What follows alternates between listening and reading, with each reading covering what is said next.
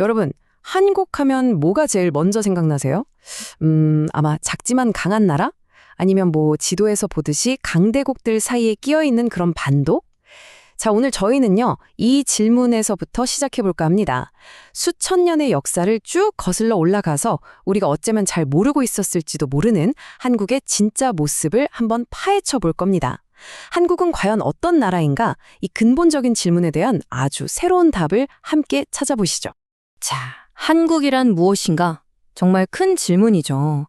아마 많은 분들이 딱 이 그림을 떠올리실 거예요. 그쵸? 강력한 이웃 국가들, 중국이나 러시아, 일본에 둘러싸인 이 작은 반도. 지도에서 보는 바로 이 모습이요. 실제로 그래서 그런지 은둔의 왕국이라거나 중국의 부속물이었다거나 하는 좀 익숙한 이미지들이 한국을 늘 따라다니잖아요. 근데요, 만약에 이런 생각들이 거대한 퍼즐의 아주 작은 한 조각에 불과하다면 어떨까요? 어쩌면 우리는 이 이야기의 가장 흥미진진한 부분을, 핵심을 놓치고 있는 건지도 모릅니다. 자, 그럼 우리가 가진 오해들을 하나씩 깨보도록 하죠. 첫 번째, 바로 이겁니다. 한국은 작고 육지에 갇힌 나라다라는 생각. 근데 놀랍게도요, 고고학적 증거들을 파고들면 전혀 다른 이야기가 펼쳐집니다. 한국의 진짜 무대는 결코 이 한반도에만 머물지 않았다는 거죠. 윤명철 교수님은 이 지역을 동아시아의 지중해라는 아주 흥미로운 개념으로 설명을 하는데요. 이게 무슨 말이냐면 고대 한국이 그냥 저 구석에 있는 변방이 아니었다는 겁니다. 오히려 한반도를 훌쩍 넘어서 이 광대한 문화, 경제 네트워크의 심장부였다는 거죠. 마치 고대 로마가 지중해의 중심이었던 것처럼요. 아니, 그냥 하는 말이 아닙니다. 이 주장을 뒷받침하는 증거가 정말 압도적이거든요. 자, 이 거대한 돌 구조물, 바로 고인돌을 한번 보세요. 이게 몇 개나 발견됐는지 아세요? 무려 4만 기 이상입니다. 4만 기. 그것도 한반도 안에서만 발견된 게 아니라 저 멀리 만주 깊숙한 곳까지 퍼져 있어요. 이건 그냥 무덤이 아니에요.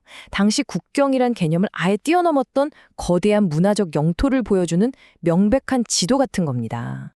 그리고 증거는 이 고인돌뿐만이 아니에요. 바로 이 비파형 동검처럼 독특한 유물들도 있죠.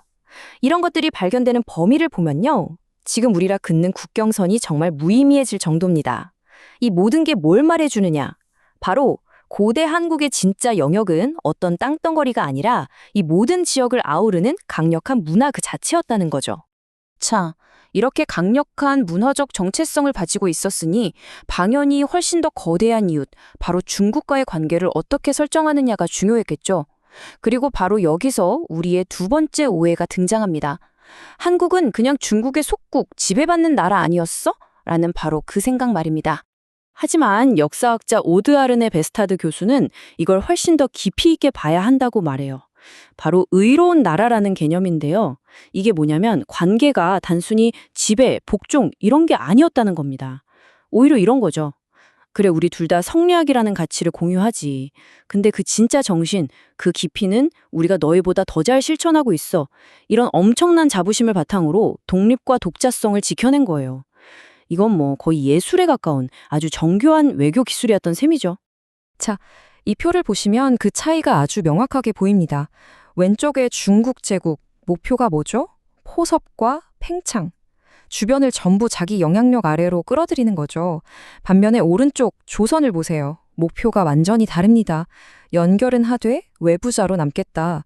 제국의 일부가 되기를 단호히 거부하고 독자적인 존재로 남겠다는 거였어요. 정말 대담한 목표 아닌가요? 도대체 어떻게 이걸 가능하게 만들었을까요? 비결은 두 가지 아주 영리한 전략이 있었습니다. 첫째, 우월한 정보력. 중국에 보내는 사신단 있죠? 이걸 그냥 머릿속이라 개는 걸로 쓴 게 아니에요. 오히려 제국에 대한 모든 것을 빨아들이는 최고의 정보 수집 기회로 활용한 겁니다. 그래서 항상 제국이 조선에 대해 아는 것보다 조선이 제국에 대해 훨씬 더 많이 알게 되는 상황을 만든 거죠. 그리고 둘째는 아까 잠깐 얘기했던 문화적 우위 전략입니다. 그래, 성리학? 그거 우리도 믿지. 근데 우리가 너희보다 한 수 위야. 우리가 진짜야. 라고 주장하면서 도덕적 우위를 딱 점해버리는 정말 놀라운 방식이었어요. 자, 좋습니다. 지금까지 우리는 땅 위에서의 문화적 영향력, 그리고 독자적인 외교술에 대해 살펴봤습니다. 근데요, 우리가 완전히 놓치고 있는 또 하나의 거대한 무대가 있습니다. 바로 바다입니다. 한국 역사는 그냥 대륙에만 붙어 있는 역사 아니야? 라는 생각. 이게 바로 우리가 깨트려 볼 세 번째 고정관념입니다.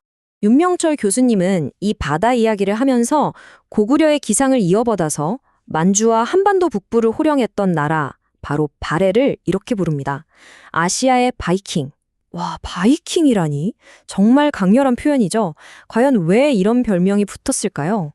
그 이유가 뭐냐면 200년이 넘는 시간 동안 발해의 사람들은 결코 땅에만 묶여있지 않았다는 거예요.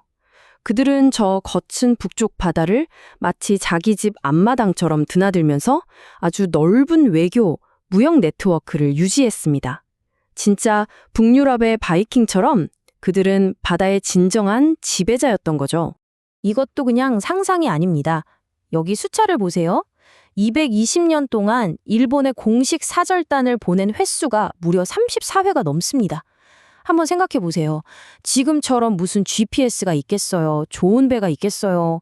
특히 겨울에는 정말 목숨을 걸고 건너야 했던 그 험난한 바다를 그렇게나 자주 오갔다는 겁니다. 이건 그들의 항해술과 대담함이 얼마나 대단했는지를 보여주는 정말 입이 떡 벌어지는 기록이에요. 자, 한번 정리해 볼까요? 우리는 지금까지 한반도라는 틀에 갇히지 않았던 광대한 문화권, 또 거대한 제국 옆에서 당당히 독립을 지켜낸 외교술, 그리고 바다를 지배했던 해양국가의 모습까지 살펴봤습니다. 근데요, 그래서 뭐 싶으실 수도 있어요. 이런 수백, 수천 년 전의 오래된 이야기가 지금 21세기를 살아가는 우리에게 도대체 왜 중요한 걸까요? 그 중요성은 바로 여기에 있습니다. 이 5,000년의 역사를 쭉 관통하는 하나의 키워드가 있거든요. 바로 회복력입니다. 이건 그냥 참고 버틴 순환의 역사가 아니에요. 오히려 외부의 도전에 굴복하는 대신 그걸 자신들만의 방식으로 흡수하고 뛰어넘고 더 강해져 온 놀라운 회복력의 역사라는 겁니다. 고조선 시대부터 조선을 거쳐 오늘날 전 세계의 K컬처라는 강력한 영향력을 발휘하는 모습까지 그 밑바닥에는요, 끊임없이 자신을 지키고 발전시켜온 전략적인 사고와 문화의 힘이 계속해서 흐르고 있었던 거죠. 바로 이겁니다. 오늘 우리가 함께 확인한 가장 중요한 사실. 한국의 정체성은 스스로 문을 걸어 잠근 은둔의 왕국 안에서 만들어진 게 결코 아니라는 것. 오히려 그 반대죠. 수천 년에 걸쳐서 주변 세계와 정말 치열하게 부딪히고 교류하고 때로는 경쟁하고 또 때로는 그들을 압도하면서 만들어온 아주 역동적이고 전략적인 상호작용의 결과물이라는 겁니다. 그리고 바로 이 적응과 독립, 이 문화적인 힘의 역사가 오늘날 우리가 목격하고 있는 K컬처의 놀라운 부상을 이해하는 핵심 열쇠가 되는 겁니다. 자, 그럼 이제 마지막 질문을 던져보겠습니다. 이런 5,000년의 회복력과 문화적 영향력을 DNA에 새긴 한국은 과연 다가올 다음 세기를 또 어떻게 만들어가게 될까요?